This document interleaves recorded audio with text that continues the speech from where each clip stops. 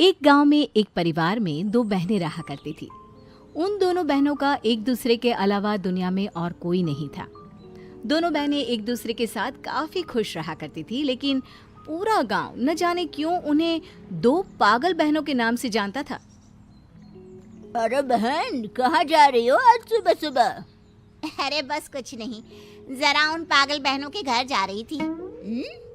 अरे इतनी सुबह सुबह तुम्हें उन पागल बहनों से क्या काम आन पड़ा? अब क्या बताऊं, उन दोनों ने कुछ दिन पहले मुझसे कुछ रुपए उधार लिए थे, बस वही वापस लेने जा रही हूँ। अरे यार, तुम देख इस चक्कर में पड़ गए। पहले ही पूरा गांव उन दोनों को पागल कहकर बुलाता है और फिर भी तुमने उन्हें पैसे दे दिए। अब क्या करूं बहन, मैं तो इस गांव में नई आई हूँ, मुझे तो पता भी नहीं था, और देखने में तो मुझे पागल जैसी भी नहीं लगती। अरे तो कौन सा सच में वो दिमागी रूप से कमजोर या पागल है? बस उनका नाम पागल पड़ा हुआ है। लेकिन उसके पीछे कोई वजह तो होगी ना, ऐसे थोड़ी ना कोई किसी का नाम पागल रख देता है। अब ये तो मैं नहीं जानती। सारा गांव पागल बहन करके बुलाता है, तो सोचा मैं तुम्हें भी बता दूं। कमला अपने पैसे लेने के लिए उन दोनों पागल बहनों के घर पहुंचती है।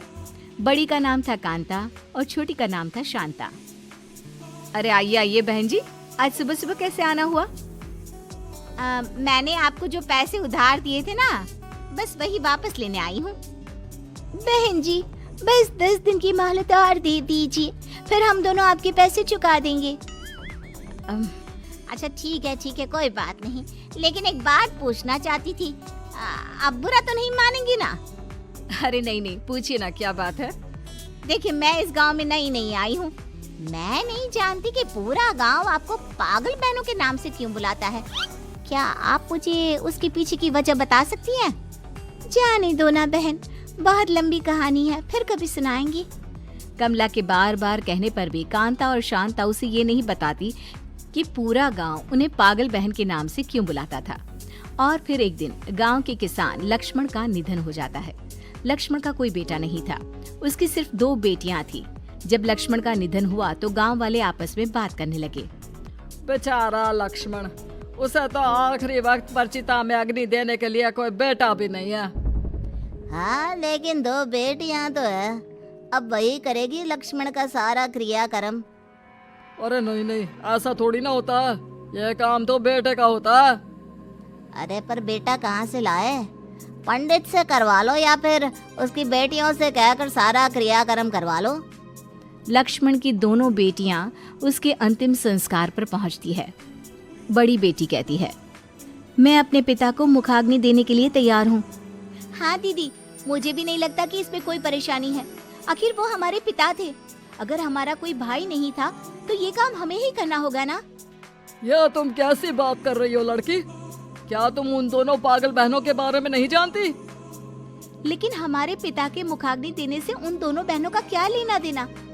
अरे लेना देना कैसे नहीं है, उन दोनों बहनों ने भी कई साल पहले ऐसा ही कुछ करने की कोशिश की थी, अपने पिता को मुखाग्नि दी थी और तब से दोनों पागल हो गई हैं। सरपंच साहब, ये सब आप गांव वालों की गलतफहमी है। वो दोनों बहनें पागल नहीं है, वो तो बहुत समझदार हैं। देखो, तुम्हें कभी कुछ समझ में नहीं आएगा, वो दोनों पागल है, पागल। अगर जरा भी समझदार होती तो भला शादी ना करती। कितनी उम्र हो गई है दोनों की, लेकिन दोनों में से एक ने भी शादी नहीं की। यही तो पागलपन की निशानी है। लेकिन सरपंच साहब, हम दोनों बहनों की तो शादी हो चुकी है, इसका मतलब तो ये हुआ ना कि हम पागल नहीं हैं। अभी नहीं हो तो क्या हुआ? पंडित ने कहा था कि अगर लड़कियां अपने पिता को मुखाग्नि देती हैं तो वो पागल हो जाती हैं। क्या तुम्हें अपनी गृहस्थी की चिंता नहीं? अरे सरपंच साहब, ये कौन से अंधविश्वास में रह रहे हैं? ऐसा भी भला कभी होता है क्या? वैसे सरपंच साहब, ये बात तो हम भी जानना चाहते हैं कि आखिर सारा गांव उन दोनों बहनों को पागल कहकर क्यों बुलाता है। हाँ सरपंच साहब, मैं तो इस गांव में नई आई हूँ। मैंने भी उन दोनों बहनों से पूछने की बहुत कोशिश की, लेकिन उन्होंने कुछ बताया ही नहीं। चलिए ठीक है, अगर सारे गांव वालों की यही इच्छा है तो अब तो लक्ष्मण का अंतिम संस्कार तभी होगा जब ये बात सबके सामने साफ हो जाएगी। ठीक है सरपंच साहब, आप उन दोनों बहनों और उस पंडित को भी बुलाइए जिसने ये बात कही थी। दीदी बिल्कुल ठीक कह रही है। जब तक वो पंडित सामने नहीं होगा तब तक दूध का दूध और पानी का पानी नहीं होगा। सब लोगों के कहने पर उन दोनों पागल बहनों और उस पंडित को बुलाया जाता है जिसने पूरे गांव को ये बताया हुआ था कि पिता का अंतिम संस्कार करने से बेटियां पागल हो जाती है। और उन सब के आने के बाद क्या हुआ? आप लोगों ने हमें यहाँ क्यों बुलाया? वैसे तो आप सब लोग हमें पागल पागल कहते रहते हैं, और आज यहाँ इस तरह, आखिर बात क्या है? पूरा गांव जानना चाहता है कि तुम दोनों पागल कैसे हुई। किसने कहा कि हम पागल हैं? ये तो आप सब गांव वालों ने बिना बात की अफवाह उड़ाई हुई है। पंडित जी, अब आप ही बताइए आखिर सच क्या है। वो क्या है ना सरपंच साहब, बहुत साल पहले जब इन दोनों के पिताजी का निधन हुआ था तो इन दोनों ने जिद करके उनका अंतिम संस्कार कर दिया था। और देखिए ना, तब से ना दोनों की शादी हुई, ना कोई परिवार बसा। ऊपर से गांव का कोई भी इंसान इनसे बात नहीं करता।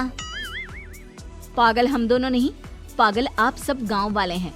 मैंने शादी इसलिए नहीं की क्योंकि अगर मैं शादी कर लेती तो मेरी छोटी बहन अकेली रह जाती। अच्छा, अगर ऐसी बात है तो तुम शादी ना करती, पर छोटी बहन की शादी क्यों नहीं करवाई? कैसे करवाती पंडित जी? पूरे गांव को तो आपने ये ढिंडोरा पीट दिया था कि हम दोनों बहनें पागल हैं। तो फिर एक बात बताओ, अगर तुम पागल नहीं हो तो गांव का कोई भी तुमसे बात क्यों नहीं करता? इसलिए सरपंच साहब, क्योंकि गांव के मुखिया होकर आप खुद ही हमें पागल पागल कहते हैं। अब आप ही बताइए, अगर आप ही हमें पागल कहेंगे तो कौन हमारी बात पर विश्वास करेगा?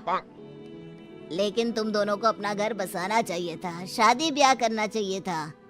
पंडित जी, अगर आप लोगों को हमारी इतनी ही चिंता थी तो आप लोगों ने कभी हमारी मदद क्यों नहीं की? जानते हैं ना पंडित जी, जब हमारे पिताजी का निधन हुआ तब हम छोटे थे और गांव के किसी भी इंसान ने हमारी कोई भी मदद नहीं की। ऊपर से हमें पागल करार देकर सबसे अलग रहने पर मजबूर कर दिया। हम लोगों से बहुत बड़ी गलती हुई है, हमें माफ कर दो। आज से कोई भी कांता और शांता को पागल कहकर नहीं बुलाएगा और इन्हें भी गांव में सम्मान पूर्वक देखा जाएगा। अब तो हम अपने पिता का अंतिम संस्कार कर सकते हैं ना? हाँ हाँ, बिल्कुल कर सकते हो। और गांव से इस प्रथा को पूरी तरह खत्म किया जाएगा। अब से जिसका बेटा नहीं है उसकी बेटी अपने पिता को मुखाग्नि दे सकती है।